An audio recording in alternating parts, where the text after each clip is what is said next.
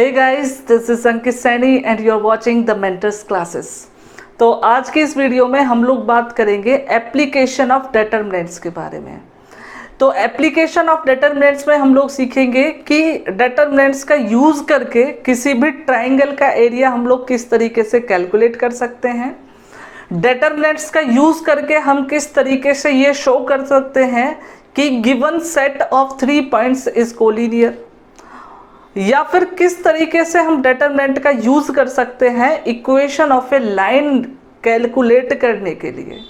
ठीक है, तो ये सब कुछ सीखेंगे आज की इस वीडियो में। तो इससे पहले की वीडियो में हम लोगों ने बात की थी डिटरमिनेंट्स के बारे में एंड प्रॉपर्टीज ऑफ डिटरमिनेंट्स के बारे में। तो जिन लोगों ने वो वीडियो नहीं देखी है तो उनका लिंक उन्हें डिस्क्रिप्शन से मिल जाएगा, या फिर वो लोग हमारी प्लेलिस्ट में जाकर उन्हें चेक कर सकते हैं। तो चलिए शुरू करते हैं। तो पहला एप्लीकेशन हम लोग जो देखेंगे डिटरमिनेंट्स का, वो हम लोग देखेंगे एरिया ऑफ ट्राइंगल के रिगार्डिंग। ठीक है, तो एरिया ऑफ ट्राइंगल के रिगार्डिंग हम लोग क्या जानते हैं, 10th क्लास तक हम लोग पढ़ चुके हैं कोऑर्डिनेट ज्योमेट्री में कि अगर कोई ट्राइंगल है हमारे पास, ट्राइंगल ए बी सी, जिसके वर्टिसेस हमारे पास हैं x1 y1, x2 y2 and x3 y3। ठीक है, तो इस ट्राइंगल का एरिया कैलकुलेट करने के लिए हमने एक फॉर्मूला पढ़ा हुआ है पहले से ही। क्या था कि अगर हम एरिया ऑफ ट्राइंगल ABC की बात करते हैं तो area of triangle ABC basically होता क्या है, 1/2 x1 y2 minus y3 plus x2 y3 minus y1 plus x3 y1 minus y2। ठीक है, तो ये होता है एरिया ऑफ ट्राइंगल। ठीक है, यूजिंग कोऑर्डिनेट्स। तो ये फॉर्मूला हम लोग पढ़ चुके हैं, लेकिन अब हम लोग क्या चाहते हैं, इस ट्राइंगल का एरिया कैलकुलेट करने के लिए डिटरमिनेंट्स का यूज करना। ठीक है, तो हम किस तरीके से एरिया को लिख सकते हैं, देखें यूजिंग डिटरमिनेंट्स। तो अगर हमें एरिया ऑफ ट्राइंगल ABC को लिखना है यूजिंग द डिटरमिनेंट्स, तो किस तरीके से करेंगे देखो। तो क्या करते हैं, तो एरिया होता है 1/2 और एक डिटरमिनेंट मल्टीप्लाई में। ठीक है, अब इस डिटरमिनेंट को किस तरीके से लिखते हैं वो देखते हैं। देखो, हम लोग जानते हैं कि डिटरमिनेंट जो होता है वो हमेशा स्क्वायर मैट्रिक्स का होता है। ठीक है, तो इसका मतलब क्या हुआ, क्योंकि हमारे पास 3 पॉइंट्स हैं तो ये जो डिटरमिनेंट हमें लिखना है ये लिखना है ऑर्डर 3 का डिटरमिनेंट। मींस इस डिटरमिनेंट में 3 तो रो होनी चाहिए और 3 होने चाहिए कॉलम। ठीक है, एक तो ये बात हमें पता चली। दूसरा देखो, जब हम इसका पहला कॉलम लिखेंगे तो क्या करेंगे कि जो भी हमारे पास वर्टिसेस है ना, जितने भी वर्टिसेस हम लोगों के पास हैं उनका x कोऑर्डिनेट हम लोग लिख लेंगे, x कोऑर्डिनेट। ठीक है, तो पहला x कोऑर्डिनेट है x1, फिर है x2 और फिर क्या है x3। उनको हम लोग यहाँ लिख देते हैं पहला कॉलम x1 x2 x3। ठीक है भाई, ये तो हो गया पहला कॉलम इसका। ठीक है, दूसरे कॉलम की बात करें तो दूसरे कॉलम में हम क्या करते हैं, जितने भी वर्टिसेस हैं, 3 वर्टिसेस हैं, उनके सेकंड कंपोनेंट को हम लोग बना देते हैं सेकंड कॉलम। तो ये बन जाएगा y1 y2 y3। ठीक है, अब क्योंकि अभी मैंने बताया था इसके अंदर 3 रो होनी चाहिए, 3 कॉलम। अब देखो 3 रो तो हो गई लेकिन कॉलम 3 है नहीं, तो तीसरा कॉलम हम लोग जो लिखते हैं वो क्या लिखते हैं, 1 1 1। ठीक है, तो हम लोगों ने क्या देखा कि अगर हम किसी ट्राइंगल का एरिया यूजिंग डिटरमिनेंट्स कैलकुलेट करते हैं तो क्या हमें मिलेगा, देखो कि एरिया को हम लोग लिख सकते हैं 1/2 x1 x2 x3 y1 y2 y3 1 1 1। और जो डिटरमिनेंट मैंने लिखा वो लिखा कैसे कि जितने भी वर्टिसेस हैं उनके x कोऑर्डिनेट, मतलब पहले वाले जो कंपोनेंट हैं उनको पहले कॉलम में लिख दो, दूसरे जो कंपोनेंट हैं उनको दूसरे कॉलम में लिख दो, और थर्ड कॉलम की ईच एंट्री हमें क्या लेनी है, 1। ठीक है, तो इस तरीके से हम क्या कर सकते हैं, area of A triangle calculate कर सकते हैं। अच्छा, एक चीज ये भी कि अगर मैं इसको एक्सपेंड करता हूं, ठीक है। अगर मैं इसे C1 के अलोंग एक्सपेंड करता हूं तो एक्सपेंड करने के बाद जो भी एक्सप्रेशन मिलेगा वो यही एक्सप्रेशन होगा, ठीक है। जो फॉर्मूला हम पहले पढ़ चुके हैं वही फॉर्मूला निकल कर आएगा इस डिटरमिनेंट को अगर मैं C1 के अलोंग एक्सपेंड करता हूं, ठीक है। एक चीज तो ये हो गई। दूसरी चीज क्या कि हम लोग ये जानते हैं कि डिटरमिनेंट की वैल्यू पॉजिटिव और नेगेटिव दोनों ही हो सकती है, ठीक है, लेकिन एरिया तो हमेशा पॉजिटिव होता है, ठीक है।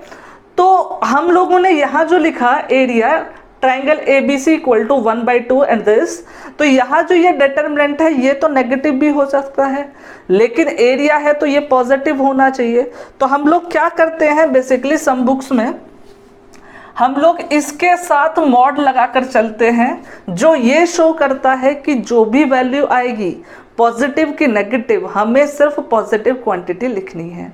इसका मतलब क्या हुआ, सपोज करो इस वाले मोड को रिमूव करके मैं किसी ट्राइंगल ABC का एरिया कैलकुलेट करता हूं, ठीक है, डिटरमिनेंट्स का यूज करके, और एरिया जो कैलकुलेट होके आया वो आया -25 स्क्वायर यूनिट्स, ठीक है। लेकिन एरिया जो होता है वो नेगेटिव तो होता नहीं है ना, तो इसके लिए हम क्या करेंगे, इसकी एब्सोल्यूट वैल्यू लेकर चलेंगे और क्या लिखेंगे 25 स्क्वायर यूनिट्स, ठीक है। तो यहां पर एक बात सोचने वाली ये आई कि ये जो डिटरमिनेंट है ना इसकी वैल्यू नेगेटिव में आए या पॉजिटिव में आए, ठीक है, एरिया हमेशा कैसा लिखना है, पॉजिटिव, ठीक है।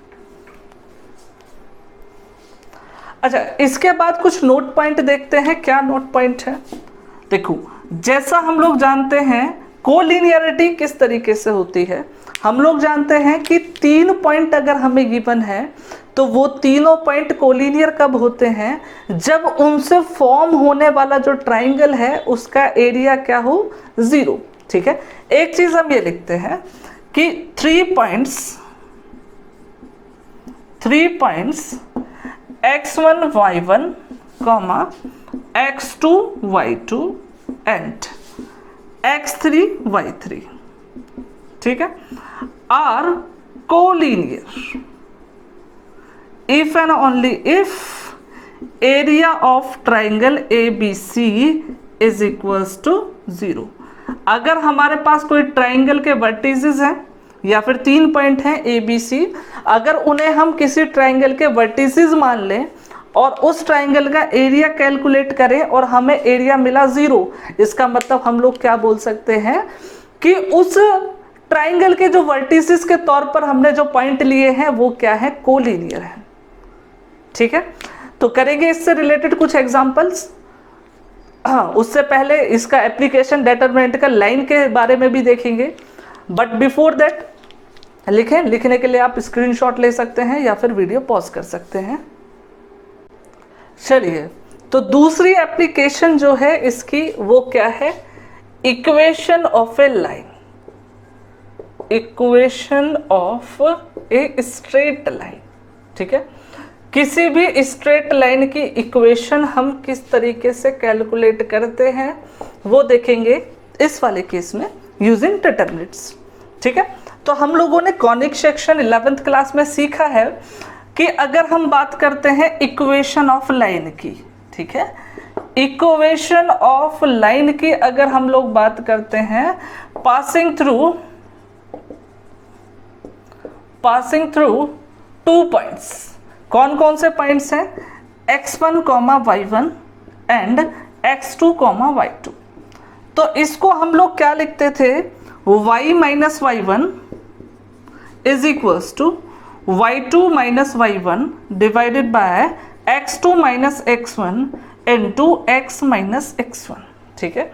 तो कुछ इस तरीके से हम लोग क्या करते थे, equation of a line calculate करते थे in conic section class 11 chapter number 10 हमने ये सीखा था, ठीक है। अब हम लोग क्या चाहते हैं, इक्वेशन ऑफ ए लाइन को क्या करना, फाइंड आउट करना यूजिंग डिटरमिनेंट्स, ठीक है। किस तरीके से करेंगे वो देखें। अच्छा, इसमें हम क्या कर सकते हैं, एरिया ऑफ ट्राइंगल के कंसेप्ट का यूज कर सकते हैं। देखो किस तरीके से कि अगर सपोज करो यूजिंग डेटरमिनेंट्स, अगर हम यूजिंग डेटरमिनेंट्स को फाइंड आउट करना चाहें इक्वेशन ऑफ लाइन, तो किस तरीके से करेंगे। देखो हम लोग क्या कर रहे हैं, यहाँ पर एक पॉइंट लिया हमने x1 y1, ठीक है, यहाँ पर एक पॉइंट लिया x2 y2, ठीक है। तो ये दो पॉइंट हो गए, इनसे पास होने वाली लाइन की इक्वेशन हमें चाहिए, ठीक है। अच्छा, अगर मैं बात करता हूँ इनसे पास होने वाले लाइन की इक्वेशन की, तो इसका मतलब क्या हुआ कि ऐसे पॉइंट का हमें लोकस चाहिए जो क्या करता हो, इन दोनों को मिलाने वाली लाइन या इन दोनों से पास होने वाली जो लाइन है उसके ऊपर लाई करता हो।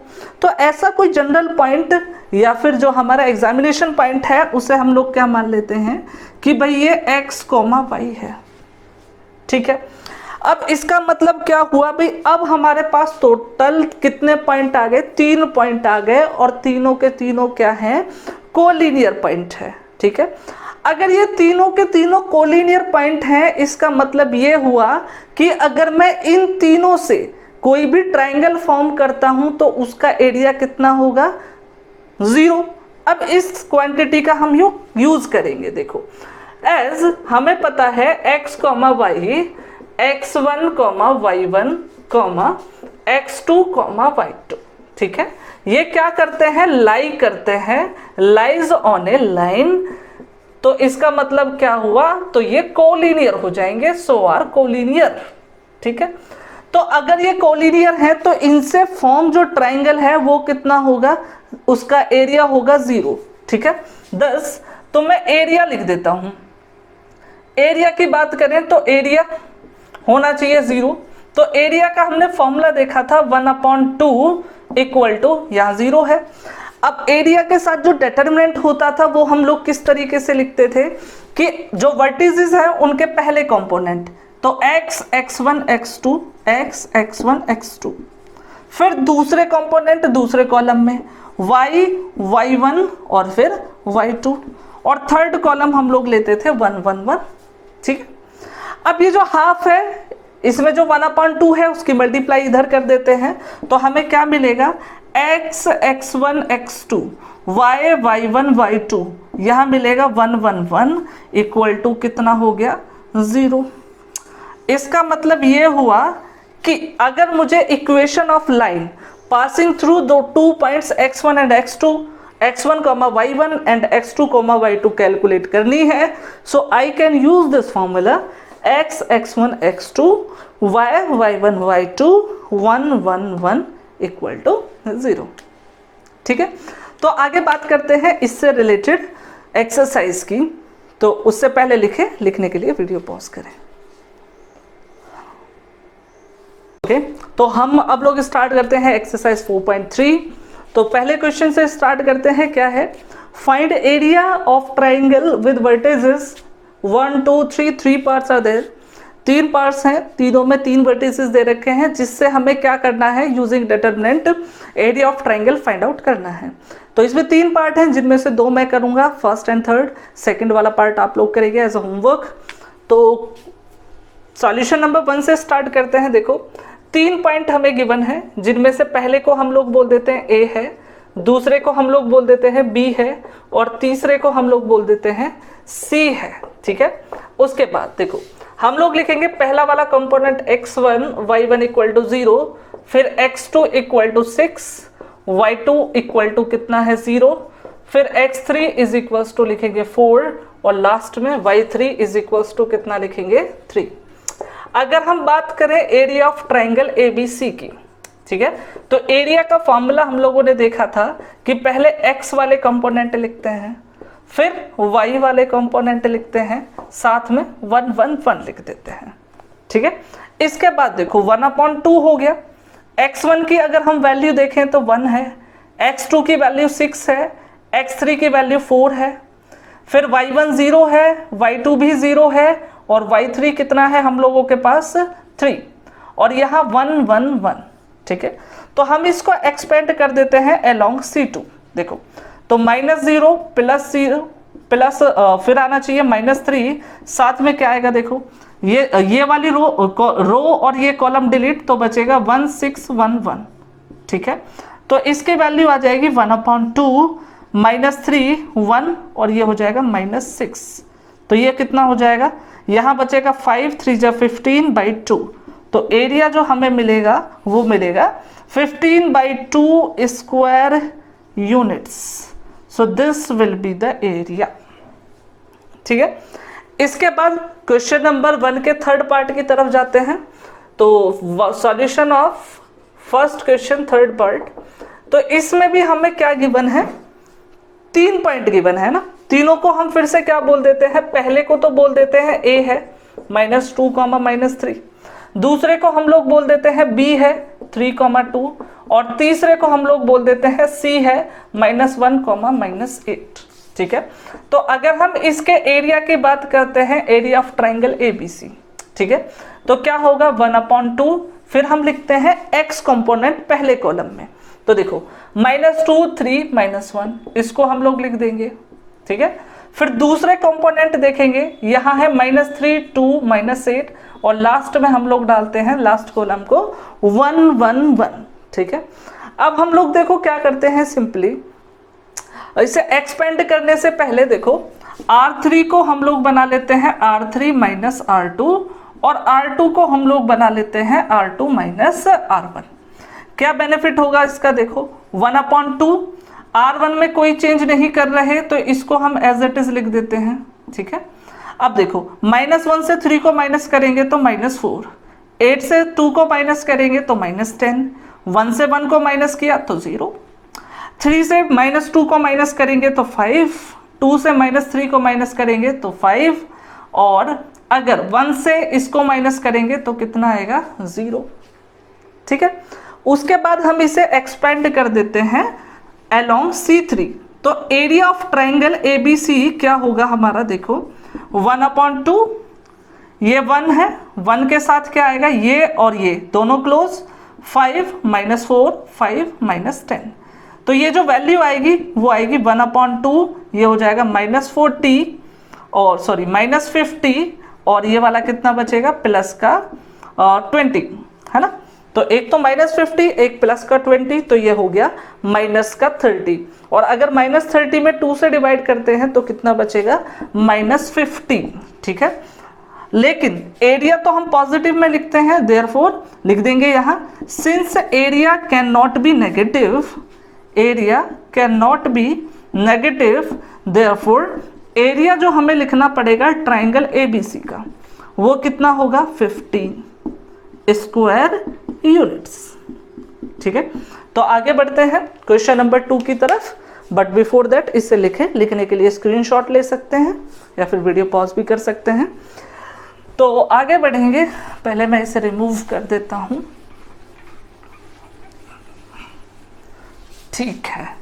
तो क्वेश्चन नंबर 2 की तरफ बढ़ते हैं। क्या है क्वेश्चन नंबर 2, देखें क्वेश्चन नंबर 2 में हमें क्या गिवन है कि 3 वर्टिसेस दे रखे हैं ABC, 3 पॉइंट हमें गिवन है ABC और हमें प्रूफ क्या करना है कि ये तीनों पॉइंट क्या है, कोलिनियर है।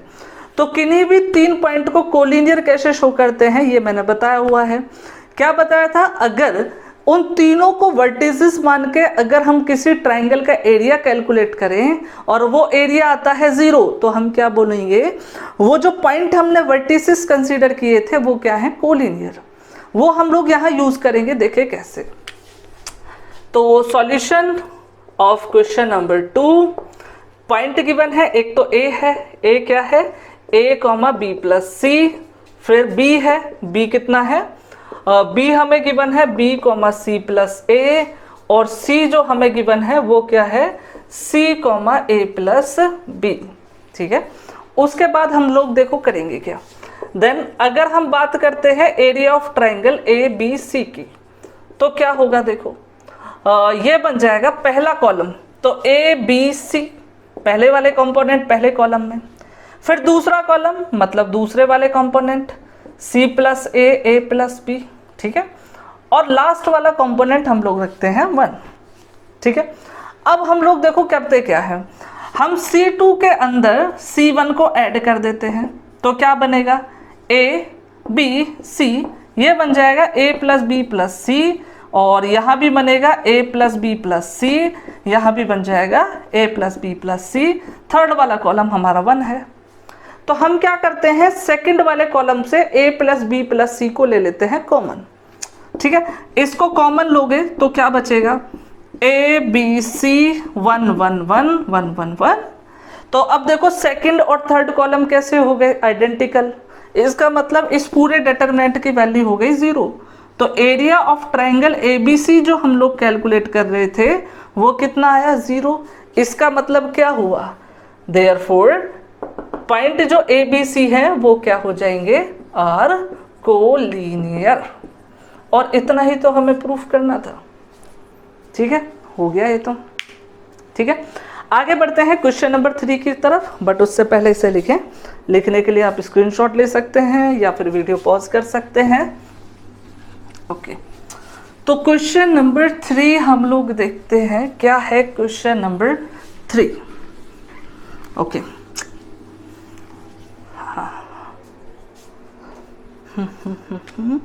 Question number 3, okay.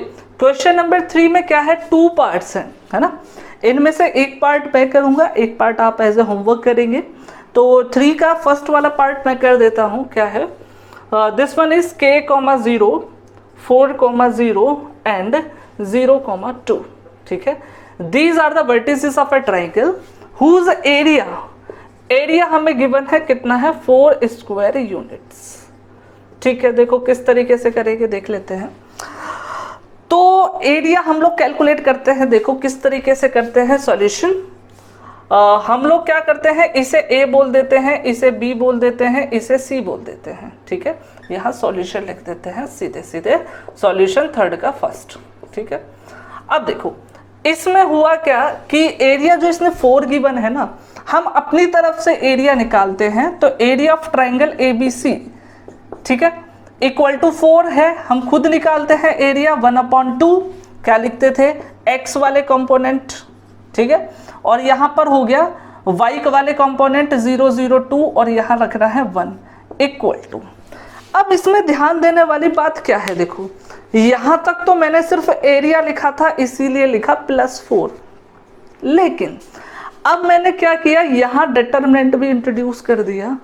तो अब इस डिटरमिनेंट का चेंज कैसे आया, देखो ये देखने की कोशिश करते हैं। देखो अगर मैं इस फॉर्मूले को इस तरीके से लिखता, एरिया इक्वल टू कितना है, area of triangle ABC is equals to है 4।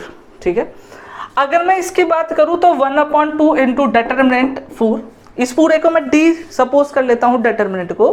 तो यहां से डिटरमिनेंट की वैल्यू कितनी आनी चाहिए थी, 8, है ना। अब ये हो गई थोड़ी सी प्रॉब्लम वाली बात, क्यों, क्योंकि अगर इस डिटरमिनेंट की वैल्यू +8 आ रही होती तो भी एरिया 8 आता, है ना।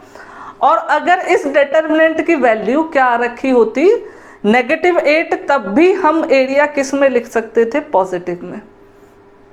ठीक है, अब हमें ये पता नहीं है कि ये एरिया पॉजिटिव, सॉरी, ये जो डिटरमिनेंट है इसकी वैल्यू +8 रही होगी या फिर -8, है ना। तो हम क्या करते हैं, दोनों ही केस लेके चलते हैं, पॉजिटिव वाला भी और नेगेटिव वाला भी। ठीक है, तो ये समझ आया, प्लस माइनस क्यों लिखा, क्योंकि हमें नहीं पता कि ये जो एरिया हम लोग कैलकुलेट कर रहे हैं उसमें जो डिटरमिनेंट है उसकी वैल्यू पॉजिटिव आई थी कि नेगेटिव। तो दोनों ही केसेस को इन्वॉल्व करने के लिए हमने क्या किया, प्लस माइनस दोनों को यूज किया। किस तरीके से करेंगे, देखो अब इस 4 को इधर ले जाते हैं तो बचेगा k 4 0 0 0 2 1 1 1 इज इक्वल्स टू +-8। अब हम इसे एक्सपेंड कर देते हैं, और वो भी किसके अलोंग, C2 के अलोंग। ठीक है, करो तो पहला वाला 0, फिर -0, फिर कितना आएगा -0 +0, और यहाँ आएगा -2। ठीक है, साथ में कितना आएगा, देखो ये क्लोज्ड बचेगा k4। ठीक है, तो बचेगा k4 और फिर 1 1 इक्वल टू +-8। इससे 2 से हम इसको डिवाइड कर देते हैं तो कितना बचेगा, 4। ठीक है, इसको मैं इरेज कर देता हूँ यहाँ से। तो देखो ये इस 2 से इसको डिवाइड करेंगे तो ये हो जाएगा K4 minus 1 1 is equals two plus minus 4, और इसको हम लोग लिखेंगे K minus 4 is equals two plus minus 4। तो अगर हम पॉजिटिव केस लेते हैं तो माइनस के माइनस 4 इज इक्वल्स टू होगा प्लस का 4, इसका मतलब माइनस के प्लस 4 इक्वल टू 4, इसका मतलब के की वैल्यू आनी चाहिए 0। ठीक है, और अगर हम नेगेटिव केस लेते हैं तो क्या होगा भाई, माइनस के माइनस 4 इज इक्वल्स टू है माइनस 4, इसको हम लिखेंगे माइनस के माइनस प्लस हो जाएगा 4 और ये माइनस 4, तो माइनस के इज इक्वल्स टू माइनस 8, तो के की वैल्यू कितनी आएगी 8। इस तरीके से हम इसे सॉल्व कर सकते हैं। ठीक है, आगे बढ़ते हैं क्वेश्चन नंबर 4 की तरफ, बट बिफोर दैट आप इसको लिख सकते हैं, लिखने के लिए स्क्रीनशॉट ले सकते हैं। ठीक है, तो आगे बढ़ते हैं क्वेश्चन नंबर 4 की तरफ। तो क्वेश्चन नंबर 4 में क्या है, 2 पार्ट है। दोनों पार्ट में क्या है कि हमें क्या दे रखे हैं, 2 पॉइंट्स गिवन है, and we are asked to find the equation of line passing through the points. ठीक है, किस तरीके से करेंगे देखते हैं क्वेश्चन नंबर 4। तो सॉल्यूशन नंबर 4 फर्स्ट पार्ट, तो हमें गिवन है एक तो पॉइंट है 1,2 और दूसरा गिवन है 3,6। ठीक है, इसे बोल देते हैं ए, इसे बोल देते हैं बी। ठीक है, इक्वेशन ऑफ लाइन किस तरीके से लिखेंगे, equation of line passing through A and B. ठीक, इसे लिखने के लिए देखो हम लोग क्या करेंगे कि भाई सिंपली फॉर्मूला लगाएंगे, क्या था x y x x1 x2 y y1 y2 1 1 1 equal to 0। ठीक है, अब देखो क्या है x y 1 1 1, पहले कंपोनेंट है 1 3, दूसरे कंपोनेंट है 2 6। एक्सपैंड करना है इसको, सिर्फ एक्सपैंड करिए तो x r1 के अलोंग कर रहे हैं 2 माइनस 6 माइनस y, कितना बचेगा, ये क्लोज्ड ये closed, 1 minus 3 and the third one will be 1, 6 minus 6 equal to 0, that is minus 4x और फिर plus 2y is equals to 0। This is the required equation of line. तो second वाला part आप लोग करेंगे इसमें एज ए होमवर्क। तो ये हो गया किसके बारे में, एक्सरसाइज 4.3 के बारे में। नेक्स्ट वीडियो में मिलेंगे नेक्स्ट प्रॉपर्टीज के साथ, तब तक के लिए धन्यवाद।